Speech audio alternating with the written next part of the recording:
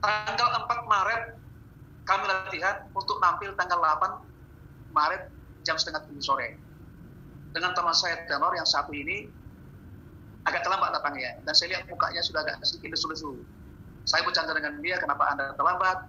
Yang tua-tua aja seperti saya ini masih bisa mengejar waktu. Itu. Nah, karena kami hanya sedikit 5 orang, pastilah ketika latihan itu yang namanya drop leg-nya, itu nafasnya itu berganti. Karena tempat kami latihan itu hanya 4 kali di 4,5 meter barangkali ya. Pesertanya sekitar 30 orang. Jadi pastilah tukar-tukar nafas terjadi di sana. Ya. Tanggal 4 Maret itu. Tanggal 8 Maret sebelum nampil, setengah 5 sore kami masih latihan di salah satu ruangan di aula gereja. Ya. Juga tempatnya sempit. Itu kira-kira 30 orang. Saya latihan bersama dengan teman saya ini, yang kebetulan pada waktu itu kami tenor itu 4 orang. Pasti juga droplet tukar ganti, napas tukar ganti. Bahu rapat, badan rapat. Setengah 7 kami nampil di gereja. Apalagi di gereja, karena standing mic-nya hanya satu, kami setengah melingkar, setengah rangkulan kami, supaya suara padu mengarah ke mic.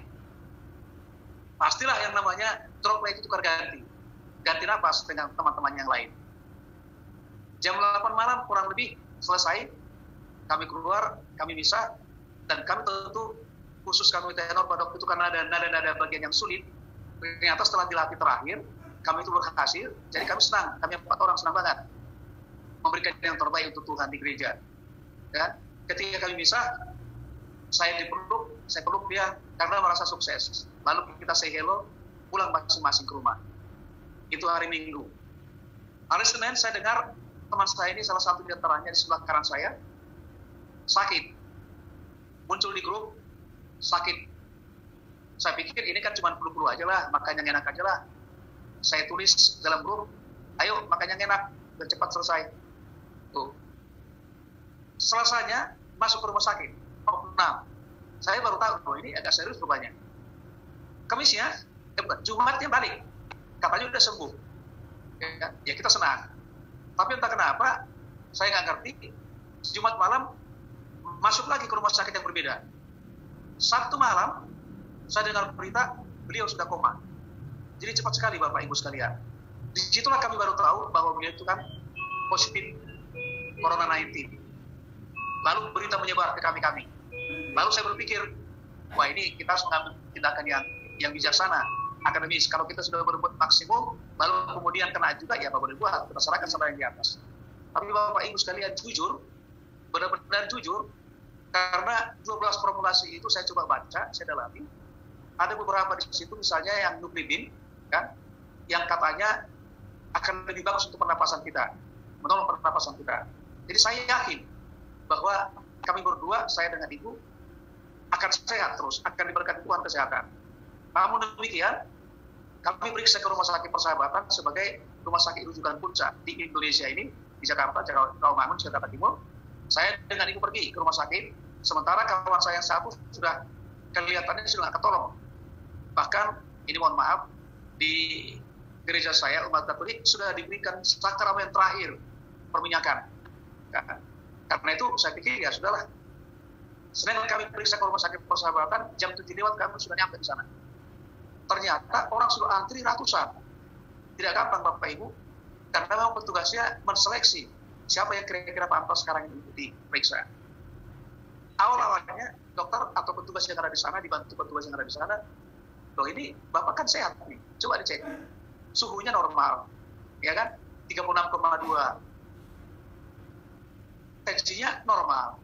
Terus apa yang dikhawatirkan? Saya bilang, saya ini berinteraksi dengan orang yang sudah sekarang terpapar, bahkan koma, sudah tidak sadar. Saya dan istri saya berinteraksi dengan beliau ini beberapa hari kemarin. Karena itu untuk mencegah, dan lebih bagus mencegah daripada mengobati, dokter, saya bilang. Nah, terus bagaimana Pak? Syarat segala macam. Tidak perlu syarat, ini biaya saya kok. Meskipun saya punya hak, asuransi dan segala macam, ini biaya saya. Saya minta saya diperiksa, karena teman saya sudah terpapar, dan sekarang ini sudah dalam posisi hopeless. Akhirnya saya dibolehkan masuk, diperiksa semuanya, diperiksa darah, dan sebagainya. Saya dan istri saya. Tahu nggak Pak, Bapak Ibu? Pada saat saya menunggu itu dari jam 7 lewat sampai kira-kira jam 2 lebih, itu hampir jam 3, itu sebentar mobil datang dari pintu gerbang karena kami di ruangan di tempat terbuka di pekarangan. Itu mobil ambulans giung masuk, serem banget. Giung masuk, serem banget. Giung masuk aja orang pasien. Memang benar-benar petugas perawat maupun dokter sangat kewalahan pada saat bulan Maret itu. Ini juga membuat efek kita kan, ya kita juga, wah ini ada apa-apa nih kan. Oleh karena itu kita berusaha secepatnya selesai pemeriksaan, kita pulang ke rumah. Jam 3 lewat kurang lebih beberapa menit setelah jam 3, mungkin yang mendekati jam 3:30, selesai diambil darah saya, kami pulang ke rumah bersama dengan ibu, dan hasilnya besoknya kami ambil. Untuk ambil hasil, Bapak Ibu sekalian, saya tidak mengizinkan istri saya tawarkan ke istri saya biar saya ngambil, kamu di rumah aja. Benar, besoknya hari Selasa, saya pergi mengambil hasilnya. Pada saat saya mengambil hasilnya, ya, teman saya satu lagi, yang sebelah satu lagi, udah kena juga. Saya dengar sudah positif. Wah, ini gawat saya pikir. Masa sih kami cuma berempat, kiri kanan sudah kena, bagaimana ini ceritanya? Tapi saya ada keyakinan. Baik Bapak Ibu, saya ambil hasilnya, dokter kasihkan ke saya, disebutlah, dipanggil pertama kali nama istri saya. Lalu dokter bilang, bahwa ini bagus banget ini. Good ini Pak, sangat bagus nih. Ini Bapak, Ibu ini mengkonsumsi apa? Saya jelaskan karena memang yang namanya Purtiri itu kan, saya bawa tas saya keluarkan, tas tangan, saya keluarkan, yang namanya brosur Purtiri yang 12 formulasi. Ini loh dokter yang kita konsumsi. Mantap kan, saya bilang. Ya buktinya istri saya begini nih. Sehat begini nih. Oh iya, saya tahu. Sayangnya saya tidak mengenal dokter karena udah kayak astronot kan, nggak mengenal mukanya kan, hanya terdengar suaranya. Tapi saya beritahu kondisi kesehatan atau mungkin hasil dari laboratorium, ada beberapa indikator di situ, kalau nggak salah ada kira-kira 10 poin, dan semuanya katanya bagus banget kata dokter itu. Sehingga dia nanya, istri saya konsumsi apa? Saya beritahu. Nah, muncul ke saya, dikasih hasil saya, kalau Bapak apa boleh buat, Bapak harus diswab dulu. Bapak belum tuntas nih Pak, Bapak sabar ya. Oh iya, siap. Saya yakin tidak ada masalah Bapak, karena saya sudah tahu bahwa saya ada bronkitis. Untuk berita baik, tentu dengan semangat. Rasanya di rumah, saya langsung pergi ke tempat swab. Dengan catatan 3 hari yang pertama harus saya tunggu hasilnya. Hari keempat, saya mau pergi. Hari ketiga tuh Pak, lupa saya pergi ke rumah sakit persahabatan untuk mengambil hasilnya. Bapak Ibu sekalian, ketika saya pergi ke sana, saya dengar apa yang terjadi. Yang tadi hari Sabtu yang sudah koma itu dipanggil Tuhan. Pada saat bersamaan, kebetulan saya ketemu dengan keluarganya di rumah sakit persahabatan. Istrinya saya ada ketemu di situ dan anaknya.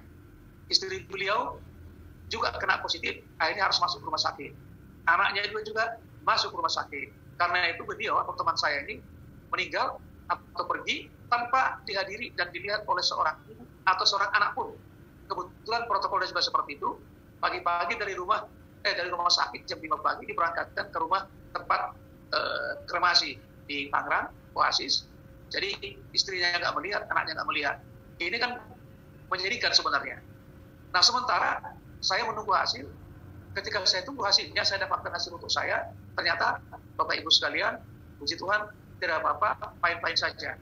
Hanya ada bronkitis. Lagi-lagi dokter tanya ke saya, Bapak mengkonsumsi apa? Kok Bapak kayaknya bagus banget ini. Nah, dituju satu poin-poin, item-item yang diperiksa. Lalu saya jelaskan, wah ini saya buka lagi kayak kemarinnya. Nah, ini yang saya konsumsi, dokter Purtiri Placenta. Jadi saya terapi sel dan saya konsumsi ini secara teratur, maka saya aman-aman saja. Saya yakin dengan ini dokter. Begitu ya.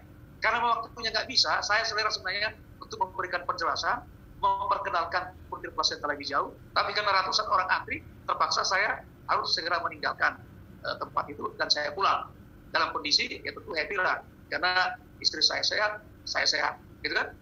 Pada saat saya nyampe di rumah, saya dengar teman saya satu lagi sudah juga dipanggil Tuhan, berangkat juga dalam kondisi yang persis sama. Hanya bedanya kalau istrinya atau ibunya tidak positif, ya masih fine-fine, masih negatif, dan keluarga tidak ada yang kena kecuali beliau. Bapak Ibu sekalian, coba dibayangkan, di antara 4 orang kami 2 sudah pergi. Nah satu lagi teman saya, yang namanya Tenor, usianya masih sangat muda, 31 tahun, punya anak satu. Tiba-tiba malam itu telepon saya, Pak Tuhan mohon doanya. Kenapa? Gua nggak kena, saya negatif, tapi bapak gua sudah kami antar ke rumah sakit Bekasi Timur, cari rumah sakit di Jakarta nggak ada. Mohon doanya, bapak saya sekarang berkritis nih. Benar kamu? Iya Pak, mohon doanya. Artinya apa? Teman saya yang nomor satu lagi itu yang tenor yang masih muda ini mungkin pertahanannya, daya imunitasnya tinggi, kuat masih, tapi dia jadi karir karena orang tuanya di rumah. Karena orang tuanya ada di rumahnya dia, akhirnya kena, mereka bingung juga. Di rumah sakit nggak ada rumah sakit, di Jakarta tidak ada rumah sakit, terpaksa harus ke Jakarta, ke Bekasi Timur. Itulah Bapak, Ibu sekalian. Seminggu kemudian, saya dengar suami dari seorang temannya ibu, istri saya, Sopran, juga dipanggil Tuhan dengan penyakit yang sama. Jadi Bapak Ibu sekalian, dalam tempo 2 minggu, lebih ya, antara 2 minggu 3 minggu, di antara kami itu mengalami musibah seperti itu 3 orang. Karena itu kami menganggap Maret itu adalah Maret kelabu. Itu yang kami alami selama ini. Nah ini membuktikan bahwa betapa hebatnya, betapa unggulnya puntir plasenta. Karena itu saya menyebarkan ini kepada keluarga saya semuanya, cucu-cucu saya, supaya mengkonsumsi. Pada saat itulah saya mulai lebih semangat lagi memperkenalkan puntir plasenta ini kepada saudara-saudara atau siapa saja yang saya pikir membutuhkannya. Sehingga ya mudah-mudahan mereka juga mendapat kesembuhan. Bapak Ibu sekalian, setelah saya alami hal semacam itu, apa yang saya peroleh dan apa yang kira-kira saya lakukan di kemudian hari. Tentu saya lebih giat lagi memperkenalkan puntir plasenta kepada orang lain. Dan juga satu lagi yang terpenting, saya tidak pernah takut mengunjungi, karena saya ini aktivitas sosial, apalagi kami di orang Tapanuli, ada orang meninggal kita harus datang. Ya, saya itu termasuk yang sangat aktif dan dituakan. Nah, segala acara harus saya ikuti. Saya nggak pernah takut pergi saya, karena dalam hati saya ada inner security saya, ada pertahanan dalam saya. Apa itu puntir? Maka itu jam pagi saya konsumsi 2, sampai sekarang malam 2 pada posisi kita lapar. Sehingga ketika saya ikut acara, wajah saya pun tidak pernah rasa ketakutan. Saya bandingkan dengan orang lain, dia hadir pada acara itu atau pada saat mungkin ya namanya juga acara tertutup yang terpaksa ya, mungkin karena masih keluarga ring 1 terpaksa datang, tapi kelihatan di wajahnya itu agak gimana ya, agak khawatir gitu, ada kekhawatiran. Coba dibayangkan seperti apa nikmatnya hidup kalau kita every time khawatir. Saya sebaliknya, always happy, percaya sama Tuhan, percaya dengan ketahanan puntir plasenta.